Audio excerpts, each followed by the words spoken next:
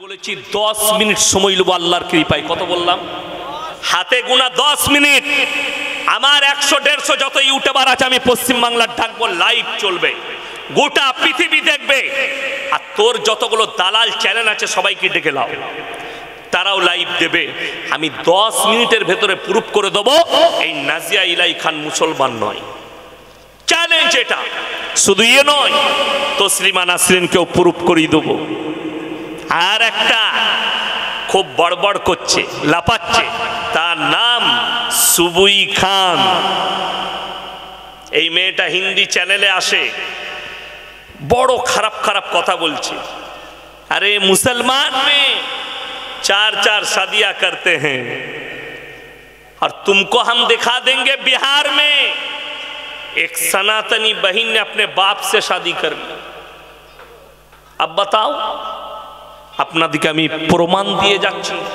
যারা স্কুল কলেজের মাস্টার আছেন, যারা শিক্ষিত সমাজের লোক আছেন, স্কুলের হেডমাস্টারের মাথার উপরে ছবি কার থাকে? ঈশ্বরচন্দ্র বিদ্যাসাগরের থাকে না? থাকে না? কবিগুরু রবীন্দ্রনাথ ঠাকুরের, বঙ্কিমচন্দ্র, শরৎচন্দ্রের, সত্যেন্দ্রনাথ বসুর, দামি দামি মনীষীদের ছবিগুলো থাকে। তহমত লাগছে কার ওপরে? রসুলের ওপরে। মাথায় রাখবেন, যে জিনিসের চর্চা বেশি হয় সেই জিনিসের প্রচারও বেশি হয়, ঠিক কিনা? যে জিনিসের অ্যাড বেশি, মানুষ চর্চা করছে, মানে সেখানে কিছু আছে। জোরে বলুন সুবহানাল্লাহ। আপনাদিকে বলে যায় আমরা লয়, আমাদের মতো মৌলবি নয়, এরকম একটা চেয়ার লাগিয়েছে, আর সেই চ্যানেলটার নাম হচ্ছে আজ তাক। ডেকেছে কাকে? ধীরেন্দ্র শাস্ত্রী বাবা, বাগেশ্বর ধাম, সুন্দর দেখতে, তাকে ডেকেছে। বাবা, आपको हम एक आंकड़ा बताएंगे, আপনাকে একটা রিপোর্ট দেখাবো। কিসের রিপোর্ট? পুরো ভারতবর্ষে 2015 থেকে 20 পর্যন্ত কতগুলো মানুষ, অন্যান্য ধর্মের লোক ইসলাম কবুল করেছে, অন্যান্য ধর্মের লোক সনাতন ধর্মকে কবুল করেছে। বাবা বললে দেখাইয়ে। 2015 থেকে 2020 পর্যন্ত 13 লাখ অন্যান্য ধর্মের মানুষ ইসলাম ধর্ম কবুল করেছে। জোরে একবার বলুন নারায়ে তাকবীর। গরুর গোশ খাও না তোমরা? আজকে কি খাইয়েছে? সবজি। তবে গরু খেয়েছে? হ্যাঁ। গলার আওয়াজ কই? নারায়ে তাকবীর। হ্যাঁ হ্যাঁ, কার কাছে পৌঁছাতে হবে আওয়াজটা? শুধু আল্লাহর কাছে লয়। আমি এখন দিল্লি পাঠাতে চাইছি, ও মাল আগে শুনুক, তারপর অন্য কেউ শুনবে। আল্লাহ তো সব জানে। ইন্নাল্লাহা লা ইয়াখফা আলাইহি শাইউন ফিল আরদি ওয়ালা ফিস সামা। আসমান আর জমিনে কোন জিনিসটা আমার আল্লাহর কাছে গোপন নাই। জোরে বলুন সুবহানাল্লাহ। আল্লাহ সব জানেন। শুনেলেন, আমি যার কাছে আওয়াজ পৌঁছাতে চাইছি, শোনো, 13 লাখ লোক 5 বছরের ভেতরে ইসলাম ধর্ম কবুল করেছে। বাবা, 5 বছরের ভেতরে মাত্র 30,000 অন্যান্য ধর্মের লোক সনাতন ধর্ম কবুল করেছে। তাহলে বলুন, রসুলকে যারা গালি দিয়েছে তারপরও ইসলামের লাভ না ক্ষতি? লাভ। জোরে বলুন সুবহানাল্লাহ। গালি দিয়ে কি করবে? এদের অভিযোগ কি? আল্লাহর হাবিব সাল্লাল্লাহু আলাইহি ওয়াসাল্লাম 6 বছর বয়সে মা আয়েশা সিদ্দিকা রাদিয়াল্লাহু তাআলা আনহাকে বিবাহ করলেন এবং সংসার শুরু করেছেন। আমরা সকলে জানি 9 বছর বয়সে। কত বললাম? 9 ইয়ার্স, 9 বছর। এই 9 বছর বয়সে সংসার শুরু করলেন। চলুন, এটা কতদিন আগে? নবীজি কতদিন আগে? কে বলে? 1444 বছর আগে। এটা রাউন্ড ফিগার 15 করুন, 1500 করুন। এই 1500 বছর আগে নবীজি করেছেন। 9 বছর বয়সে সংসার শুরু করেছেন। চলুন, আচ্ছা আপনারা বলুন তো, আমি যে কবিগুলোর নাম করলাম, যাদের ছবিগুলো টাঙানো আছে, এরা ক হাজার বছর আগে? 150 বছরের ভেতরে, খুব জোর 200। শুনেলেন, কবিগুরু রবীন্দ্রনাথ ঠাকুর যেদিনে বিবাহ করেছেন, ওনার স্ত্রীর বয়স ছিল মাত্র 11 ইয়ার্স, 11 বছর। কত বললাম? 11। যেদিনে ঈশ্বরচন্দ্র বিদ্যাসাগর বিবাহ করেছেন ওনার স্ত্রীর বয়স ছিল 7 ইয়ার, 7 বছর বয়স। কত বললাম? 7। সব থেকে কম বয়সী হচ্ছে বঙ্কিমচন্দ্র চট্টোপাধ্যায়, যেদিনে বিবাহ করেছেন ওনার স্ত্রীর বয়স ছিল মাত্র 5 ইয়ার্স, 5 বছর। কত বললাম? 5 বছর। এই হারামের আউলাদদের শিক্ষিত দিকে বলছি, তোমার বাপের হিম্মত থাকলে একবার মিডিয়ার সামনে এসে এই সমস্ত মনীষীদিকে একবার বলাৎকারী বলে দেখাও। রসুলকে সহজে বলে দিতে পারো, এদের নামে একবার বলে দেখাও। আমাদের কোনো এতেরাজ নাই, আমাদের কোনো অভিযোগ নেই যে কেন ঈশ্বরচন্দ্র বিদ্যাসাগর 7 বছরের একটা মেয়েকে বিবাহ করলেন, কেন বঙ্কিমচন্দ্র চট্টোপাধ্যায় 5 বছরের মেয়েকে বিয়ে করলেন, এটা আমাদের অভিযোগ নেই। কেন? যে যুগটাই করেছেন ওই যুগটা ওই হালতেই ছিল। কথাটা বুঝতে পারেননি? ওই হালতে। আগেকার যুগে আমাদের যারা দাদু বেঁচে আছে জিজ্ঞেস করুন, এরা আমার বাপের বয়সী যারা আছে এরা নিজেরাও জানতো না, খেলা করছে, ধরে নিচে চল তোর বিয়ে আছে, বসে বিয়ে পড়িয়ে দিলে। ঠিক বললাম না ভুল বললাম বাবাজি? এইরকমই ছিল। যেমন আমাদের নামে কি অভিযোগ উঠছে, মুসলমান তো বাচ্চা পয়দা করনে वाला মেশিন है। বড় কষ্ট, 4-4, 5-5, 10-10 বাচ্চা लेते हैं। অথচ মোদিজিরা 6 ভাই। কথা বলুন, মোদিজি ক ভাই? 6 ভাই।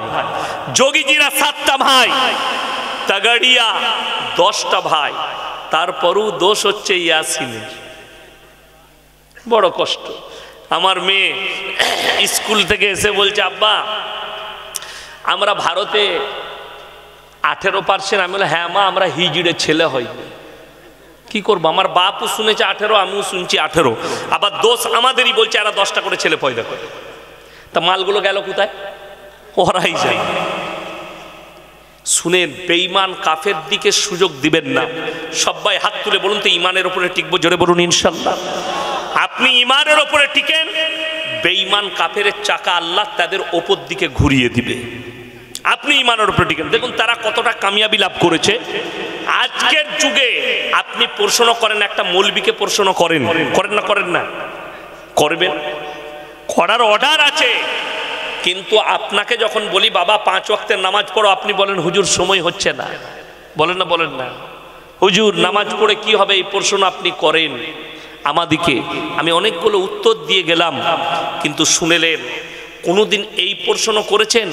আমাদের ডাক্তাররা, ডাক্তার বাবুরা, আপনি চাপড়াই যাবেন, কৃষ্ণনগরে যাবেন, আপনি চলে যান Bardhaman medical college, Kalyani medical college, Kolkata medical college, আপনাকে বড় বড় ডাক্তাররা দেখতে আসছে। আপনার স্ত্রী প্রেগনেন্ট, আজকে সমাজে 100টা প্রেগনেন্ট মেয়ের মধ্যে 98 পেট ফাড়া বাচ্চা। ঠিক বললাম না? ডাক্তার বলছে সিজার, বলছে আপনারা জানেন না এই যুগটা হচ্ছে আধুনিক যুগ, মডেলিং এর যুগ। বাচ্চা সিজার করে বার করবে, বাচ্চা সুস্থ থাকবে, সুন্দর থাকবে, মা সেফটি থাকবে। আগেকার মানুষরা তো বোকা ছিল। আচ্ছা, যে ছাগলগুলো আছে ওগুলো কোন যুগে আছে? মডেলিং এর যুগে আছে না পুরনো যুগে? ওরাও তো মডেলিং এর। তুমি আদিম যুগের মানুষ, ছাগলগুলো পুরনো যুগে আছে? সে তো এখন আছে আমাদের সাথে। গরু আমাদের যুগে আছে, তাইলে এরাও মডেলিং, ঠিক কি না? আচ্ছা শুনেছেন ছাগলের 3টে বাচ্চা হয়, সিজার করতে হয়েছে কোনোদিন? কুকুরের 7টা ছানা হয়, সিজার করতে হয়েছে? শুয়োরের 14টা ছানা হয়, সিজার করতে হয়েছে? আপনার বিবির একটা বাচ্চা হবে, হারামখোর ডাক্তার বলছে পেট ফাটতে হবে। ঠিক বললাম না? সব থেকে বড় ষড়যন্ত্র এটাই বেঈমান কাফেরদের।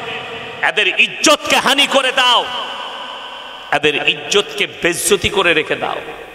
আমার ভাই, বেঈমানরা কামিয়াবি লাভ করেছে, আপনি নাকাম। আমাদের জন্য বলছে এরা 4টা করে বউ রাখে।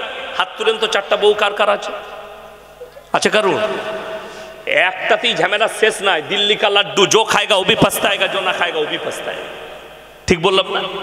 দিল্লির লাড্ডু। জিজ্ঞেস করুন, আমাদের মতো মৌলবীরা একটা আর একটা বিয়ে করতে ভয় খাচ্ছি, কি বুঝলেন? আচ্ছা, আলেমরা তালবিনিমরা বাদ দিয়ে আপনারা বলুন, ইসলামে 4টা বিয়ে করে যায় যাচ্ছে না? নাই আছে। কেউ যদি দ্বিতীয় বিয়ে করতে চায়, তাকে বইয়ের কাছে ইজাজত দিতে হবে না? হবে না? হ্যাঁ হবে। আচ্ছা, এরকম ভালো বউ কারো আছে?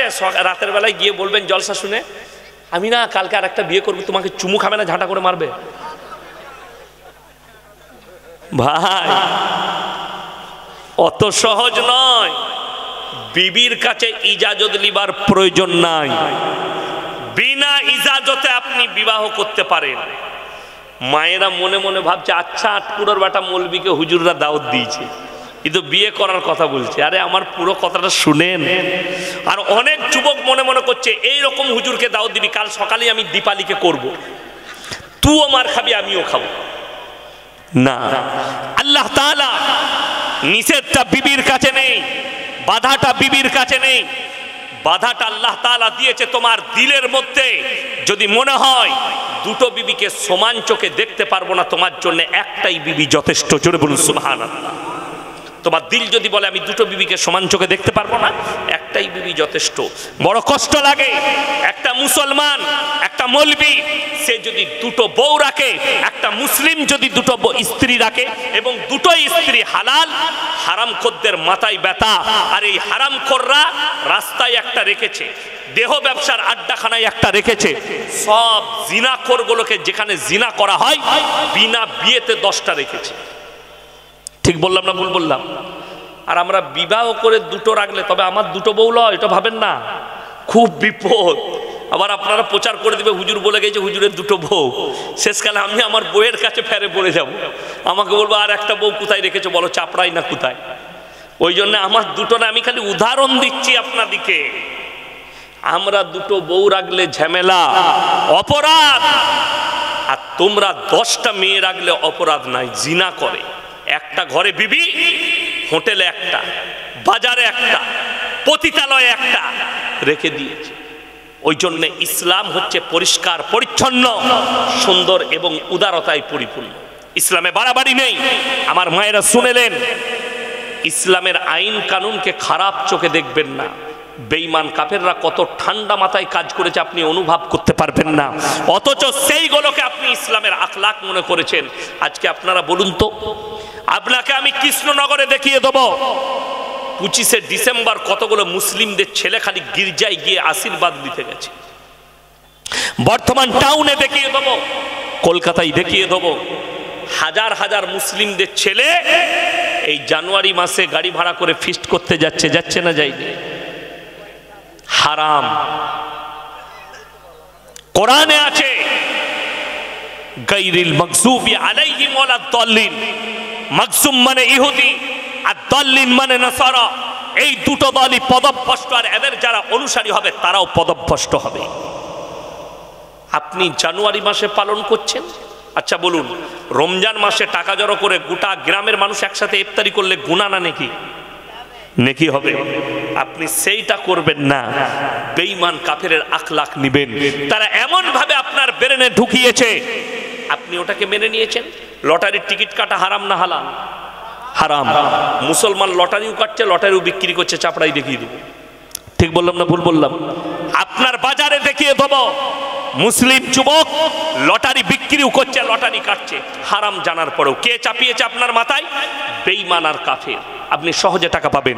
আজকে আমি একটা প্রচার করে যাচ্ছি, এই প্রচারটা ভালো করে যুবকরা শুনবেন, ব্যবসায়ীরা শুনবেন। বড় কষ্ট লাগে।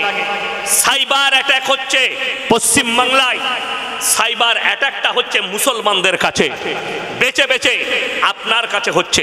আমার এলাকা থেকে, আমার গ্রাম থেকে একদিনে 2 কোটি টাকা উড়ে গেছে। কেন? মুসলমানরা মনে করে আমি লটারি কেটে বড় লোক হব, মুসলমান মনে করে আমি এক রাতে বড় লোক হব। এই যে আপনার ধান্দা, এক রাতে আপনি খোঁজ রাখাচ্ছেন। আমি ইয়াসিন এসে বলে গেলাম চাপড়ায়, ভাই আমাকে 50 টাকা দিবে, আমি কাল সকালে তোমাকে 100 টাকা দেবো।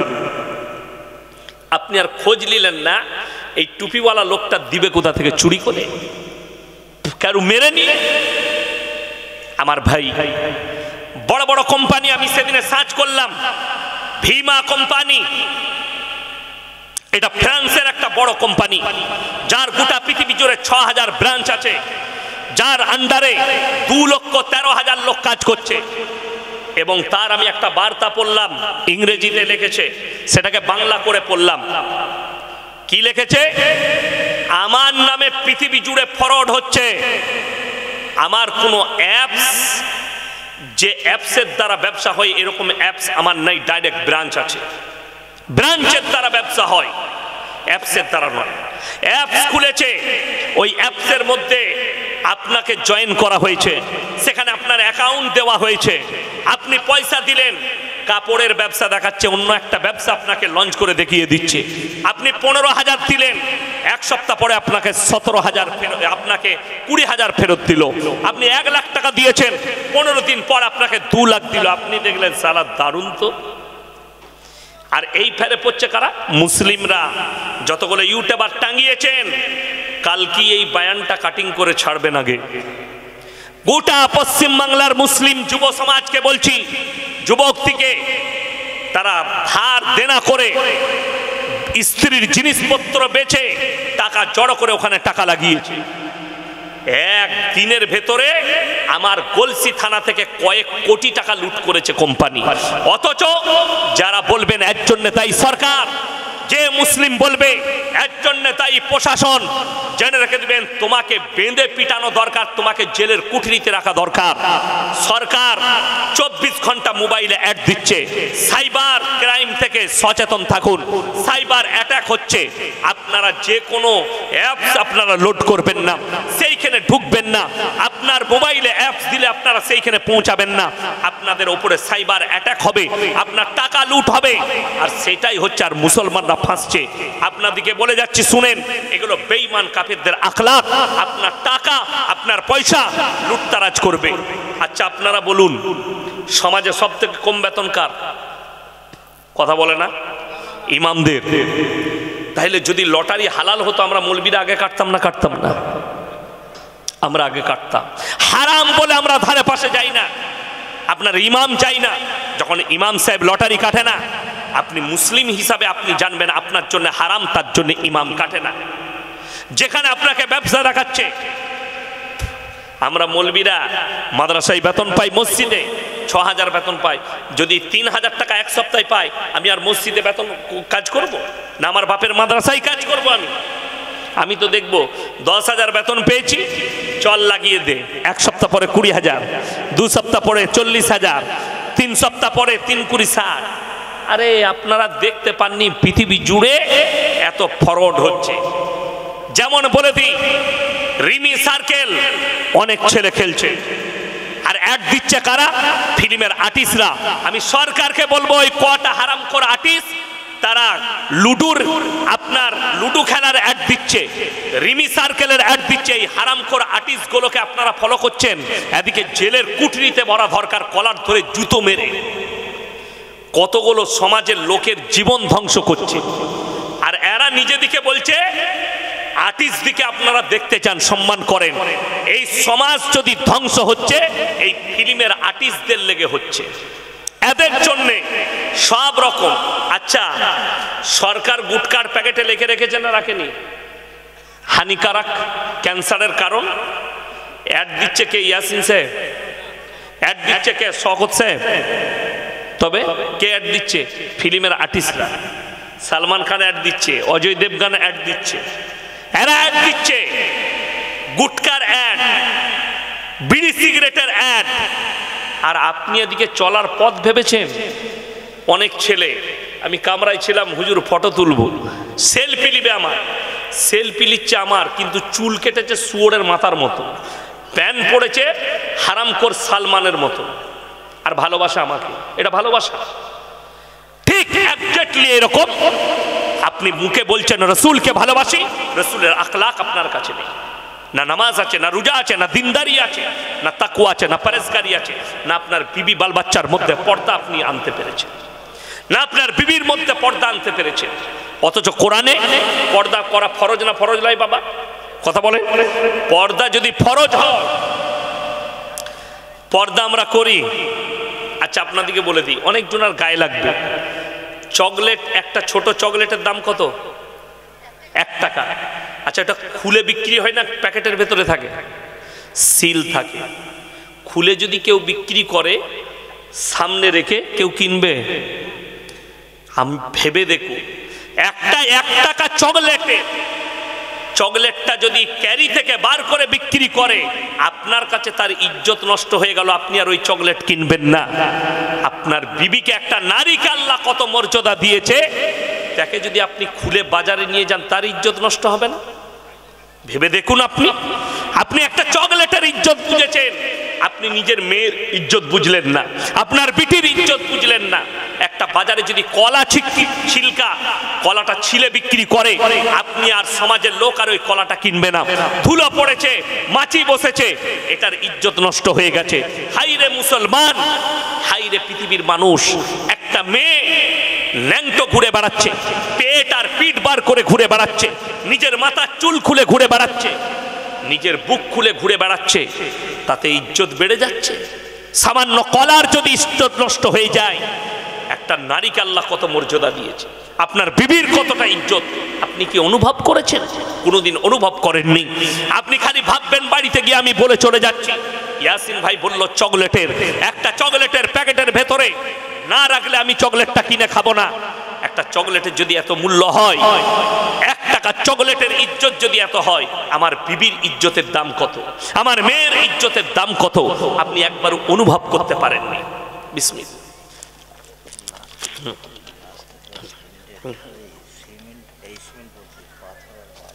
আমার ভাই, আপনাদেরকে অনুরোধ করে বলছি, সকলে নিয়ত করেন আমরা পর্দার মধ্যে আনবো আমাদের বিবি বাল বাচ্চাকে। জোরে বলুন ইনশাআল্লাহ।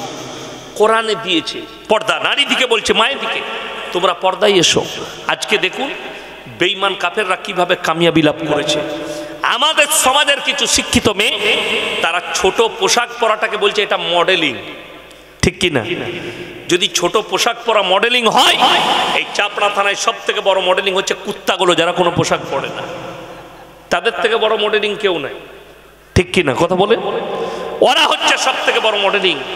আপনাদিকে বলে যাচ্ছি, যার বাড়িতে কোরআন নাই, আজকে দুঃখটা আমাদের আলেমদের কোথায় জানেন? একটা সামান্য এই মোবাইলটার দাম হচ্ছে 15 থেকে 16,000, ঠিক বললাম না ভুল বললাম? 20,000, 25,000। একটা গরিব মানুষ খেটে খায়, সেও একটা অ্যান্ড্রয়েড মোবাইল ধার করেও কিনেছে, ঠিক কিনা? কিন্তু দুঃখের বিষয়, বাড়িতে একটা বাংলা মানে কোরআন কিনতে পারেননি, যেটার দাম মাত্র 500 টাকা।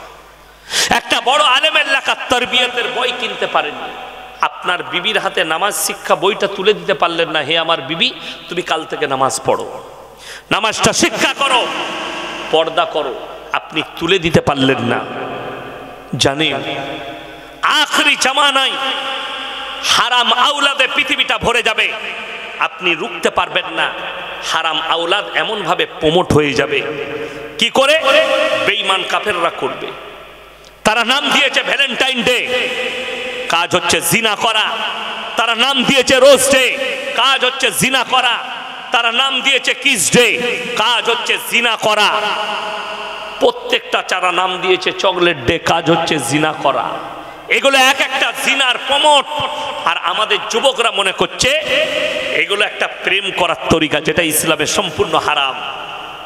যদি বলেন হুজুর আমার কোনো মেয়েকে পছন্দ, ইসলামী তরিকা হচ্ছে, রাসূলের সুন্নত তরিকা হচ্ছে, আপনি কি করবেন? তার বাড়িতে বিবাহের প্রস্তাব পাঠাবেন। অমুকের ছেলে আপনার মেয়েকে বিবাহ করতে চায়, তকদিরে থাকলে পাওয়া যাবে না? যাবে না? পাওয়া যাবে। যারা মনে করছেন তকদিরকে, যারা বিশ্বাস করে না, বিশ্বাস করুন, রুজির মালিক হচ্ছেন আল্লাহ, হায়াতের মালিক হচ্ছেন আল্লাহ, মৃত্যুর মালিক হচ্ছেন আল্লাহ, বিবাহ বন্ধনের মালিক সকলে বলুন কে? আল্লাহ। সবের মালিক আল্লাহ। তাহলে আপনি আল্লাহর উপরে ভরসা রাখুন। রুজি আল্লাহ মাপেন, মানুষ নয়। কোটি টাকা আপনার কাছে থাকবে, আপনি খেতে পাবেন না। বাস্তব কথা বলছি, আপনার কাছে 1 টাকা নাই, আল্লাহ যদি রুজি মেপে থাকে, আপনি জঙ্গলে রুজি পাবেন। ভেবে দেখুন, একটা তিমি মাছ একদিনে 100 কুইন্টাল খাবার খায়, রুজি কে দান করেন? আল্লাহ। একটা হাতি 1 টন 10 কুইন্টাল খাবার খায় 24 ঘন্টায়, রুজি আল্লাহ দান করেন। 3 ভাগ প্রাণী পানির তলায়, 1 ভাগ ওপরে আছে। ওই পানির তলায়, সমুদ্রের তলায় 3 ভাগ প্রাণীকে আল্লাহ তাআলা 24 ঘন্টা রুজি দান করেন। জোরে বলুন সুবহানাল্লাহ। রুজির মালিক হচ্ছেন আল্লাহ। ওই জন্য আমার ভাই এটা বিশ্বাস রাখবেন, আমরা অনুভবও করতে পারি না। আমি গত 2 তারিখে আমার 1 জানুয়ারি ত্রিপুরায় জলসা ছিল, তো আমি 31শে ডিসেম্বর জলসা করেছি মালদায়। রাত্রে গাড়ি চেপেছি ট্রেন, কলকাতায় চিতপুরে সকালে নামলাম 6:30টায়, এয়ারপোর্টে ঢুকলাম আমি 8:30টার দিকে টেস্কি করে গিয়ে। একটা চা খেয়ে বসে আছি, বেলা 11টা বাজছে। আমাদের বর্ধমান জেলার একটা অফিসার ছিল, সে আমাকে দেখতে পেয়ে ছুটে এসছে, আমার হাতটা ধরে টেনে নিয়ে গেল। আমি নিয়ত করেছিলাম বেলা 1টায় চাপবো, 2টোয় নামবো, ত্রিপুরায় নেমে কোনো হোটেলে খাবো, ওনাদের বাড়িতে গিয়ে খাবো না। কিন্তু সে আমার হাতটা ধরে টেনে নিয়ে গেল, হুজুর আপনাকে একটু আমার খেতে হবে। তার অফিসে নিয়ে গিয়ে আমাকে খাওয়ালো, ডাল ভাত সবজি রসগোল্লা। আমি খাওয়ার পরে আমি বললাম, ভাই এটা বাড়ি থেকে এনেছেন? বললে না হুজুর এখানে রেস্টুরেন্ট। আমি কত দাম নিল? বলছে 770। আমি বললাম তুমি ইন্দুর মারা 20 এনে দিলে না আমাকে? এইটুকু খাবার 770? খেতাম না, 2টো বিস্কুট খেতাম। বলে হুজুর আপনি খেয়েছেন, আমাকে দোয়া দেন। আমি ভাবতেও পারিনি আল্লাহ রুজি ওখানে মেপেছে, আমি নিজেও জানতাম না। কিন্তু আল্লাহ আমার হাতটা ধরে নিয়ে গেল আর আমাকে বশ করিয়ে দিলে রুজি আল্লাহ তার কাছে মেপেছে। আমার অনুভব করতে পারবেন না আমার ভাই। ওই জন্য রুজির মালিক আল্লাহ। আপনারা কি মনে করছেন যারা আছেন এখানে বসে, যে মা বোনেরা ভাইরা, আল্লাহর কাছে সবাই একটা দোয়া করবেন, সকলে জোরে বলুন ইনশাআল্লাহ। কি দোয়া? বড় লোক হবার দোয়া নয়, সম্পদের দোয়া নয়। আল্লাহ তুমি মৃত্যুকাল পর্যন্ত হালাল রুজি দান করো, রুজিতে কোনোদিন কমি দিও না, ইজ্জতের রুজি দান করো। আর রাসূলের হাদিস, যারা আল্লাহর রাস্তায় দিনের পথে থাকবে আল্লাহ মৃত্যুকাল পর্যন্ত ইজ্জতের রুজি দান করবেন। বর্তমানে মিজানুর রহমান আজহারি দেশে ফিরেছে। বর্তমান বাংলাদেশের পরিস্থিতি দেখুন। আমি আমার মাদ্রাসা জলসা নিয়ে ব্যস্ত থাকি, সেদিনে দেখলাম মোবাইলে ফিরেছে, বক্তব্য দিয়েছেন। দেখলাম ভারতকে কিছু সালিসেন দিয়েছেন, অ্যাটাক করেছেন। তো আমি বলবো আপনি আপনার দেশের মানুষকে কিছু সালিসেন দেন। যারা ঢাকায় দাঁড়িয়ে মূর্খের মতো কথা বলছে তাদেরকে সালিসেন দেন। এবং 2 দেশের সম্পর্ক সুসম্পর্ক হতে হবে, আমরা চাই। কিন্তু আমাদের দেশের কিছু ইলেকট্রিক মিডিয়া মিথ্যা প্রচার করছে, এটাও সত্য। এটা উনি সেদিনে বলেছেন, এটাও সত্য। তার নাম হচ্ছে রিপাবলিক টিভি। কুকুর রঞ্জন না ময়ূর রঞ্জন নাম আছে একজনা, মলম বিক্রেতা, ডবল ব্যাটারি মাল। হচ্ছে সব থেকে ডেঞ্জার, কি বুঝলেন? তো এই ছেলেটা কিছু মিথ্যা প্রচার করছে। যেমন আপনার মেদিনীপুরের একজন নেতা বলছে 1000 রিস্কা নিয়ে বেরিয়ে পড়েছে, তারা কলকাতা দখল করবে। আমি মনে মনে ভাবলাম কিছু খেয়ে বলছে, না খেয়ে এসব কথা বলা যাবে না। আর যদি বাংলাদেশের কেউ বলে থাকে, আচ্ছা শুনেছেন, আমরা যদি বলি আমরা পশ্চিম বাংলার 2 কোটি লোক সাইকেল নিয়ে বেরোবো দিয়ে বাংলাদেশ দখল করব, করা যাবে? ওটা মূর্খের কথা, মূর্খর কথা। আর আমাদের দেশের যে নেতাটা বলছে ও তো সবসময় খেয়েই আছে, না খেয়ে কথা বলেন। খাওয়া মানে বুঝতে পারেননি, হয় গাঁজা খায় নাহলে বোতল। তবে বড় কষ্ট লাগে, বাংলাদেশের কেউ রিস্কা নিয়ে বেরোয়নি, তারাও জানে না যে তাদের কজন রিস্কা নিয়ে যাচ্ছে আর আসবে কোন দিকে, বর্ডার পার করতে হবে। তবে বলি 2 দেশের সম্পর্ক এই জন্যই ভালো হওয়া দরকার। যুদ্ধ হলে ক্ষতি বেশি হবে, কারুর কারুর কম হবে। তবে লেখে রেখে দেন, চিঙ্গারি লেগে গেছে 3য় বিশ্বযুদ্ধর মিডল ইস্টে। যারা ভাবছে इस्लाम मिट जाएंगे, कुरान मिट जाएगी, तुम्हारा ख्वाब है ये, चिंगारी लग चुका है। और रसूल का हदीस है, क़यामत से पहले खुरासान से एक बड़ा लश्कर निकलेगी और उनका जो कमांडर होगा वही इमाम मेहदी होंगे। जोर सुभान अल्लाह। और ये जब लड़ाई शुरू करेंगे पूरे दुनिया कोई भी उनके सामने नहीं टिक पाएंगे। বর্তমানে জানেন চাইনার চোখটা পড়েছে আফগানের উপরে, তার কারণ কি? পৃথিবীর সব থেকে আগামী দামি অ্যাথলিন, যেটা ব্যবহার হবে, তেল থাকবে না, তেল বিলুপ্ত হয়ে যাবে, পেট্রোল ডিজেল কেরোসিন বিলুপ্ত হয়ে যাবে, আগামীতে যেটা চলবে গাড়িগুলো ব্যাটারিতে, অ্যাথলিনে। সেই অ্যাথলিন ব্যাটারির যে ভেতরের মালটা পুরো আফগানের তলায় বিছানো আছে। আর রাসূল বলেছেন সব থেকে সম্পদশালী হবে তারা, তাদের সামনে পৃথিবীর কোনো শক্তি দাঁড়াবে না। তারা গিয়ে আল আকসায় ঝান্ডাটা গাড়বে এবং গোটা পৃথিবীতে ইসলামের ডাঙ্কা বেজে যাবে। জোরে বলুন সুবহানাল্লাহ। মুসলমান মরবে না তা নয়, 20 কোটি মুসলমানের প্রাণহানি হবে পৃথিবী জুড়ে, 20 কোটি। কিন্তু বলে দিই, আমাদের দেশের কিছু মুতখোর আর গোবরখোর বলছে ইসরাইল জিন্দাবাদ। আবে ইসরাইল বালে জাদা গায়ে খাতা, ইহুদি লোক। পৃথিবীতে সব থেকে বেশি মাংস খায় গরুর ইহুদিরা। জানেন কারা? ইহুদিরা। আমাদের দেশের সনাতনী ভাইরা খায় না, বাকি পৃথিবীর সবাই গরুর মাংস খায়। খ্রিস্টানরা খায়, ইহুদিরা খায়, নাসারারা খায়, এরা সবাই খায়। বড় কষ্ট লাগে। বোম্বেতে একজন গুজরাটি আমাকে বলছে, ভাই आप लोग गाय का गोश्त खाते हैं, जान मार के खाते हैं। हम बोला आप क्या खाते? बोले सिर्फ ओनली फॉर वेजिटेबल खाते हैं। अच्छा আপনারা বলুন গাছের প্রাণ আছে না নাই? কথা বলেন, গাছের প্রাণ আছে। আমি বললাম आप जो दरख्त खाते हैं, सब्जी खाते हैं, उसका भी तो जान है, उसको क्यों मारते? उसको छोड़ दीजिए, सिर्फ पानी पी के रहिए, শুধু পানি পান করে থাকো, পানি খাও। আরে আল্লাহ যেগুলো হালাল করেছে আল্লাহ বলছে উপভোগ করো। কোরআনে আছে ইন্না জাআলনা মা আলাল আরদি যিনাতাল লাহা লিনাবলুয়াহুম আইয়ুহুম আহসানু আমালা। এই পৃথিবীটাকে আমি আমার বান্দাদের জন্য সুসজ্জিত করেছি। আমি খালি বান্দার কাছ থেকে একটা জিনিস চাই, সেটা হচ্ছে ভালো আমল। সকলে জোরে বলুন সুবহানাল্লাহ।